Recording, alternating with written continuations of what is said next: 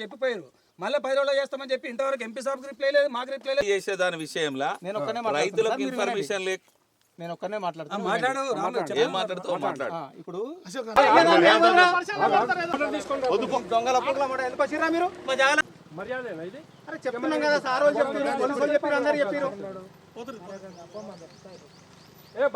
సర్వేలు చేయకూరి నాకు నోటీసులు ఇచ్చి మళ్ళీ హ్యాండ్లకు రాని.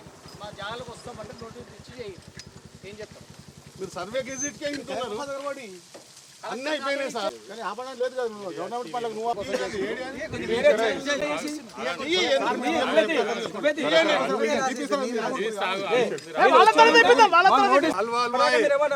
సార్ ఊళ్ళు కాల్ చేసి నేను లంజముడుకుల కేటీఆర్ కానీ 200 ఎకరాలు కూడా మాకు అభయం ఇచ్చాడు. కలెక్టర్ దగ్గర పోండి, అలైన్మెంట్ మార్చుకోండి, మా చేతులు లేదా మార్చుకున్నంత వరకు టైం ఇస్తామన్నారు. ఎంపీ గారు కూడా చెప్పారు, కలెక్టర్ ఆఫీస్లో చెప్పారు, ఎక్కడో చెప్పలేదు. కలెక్టర్ ఆఫీస్లో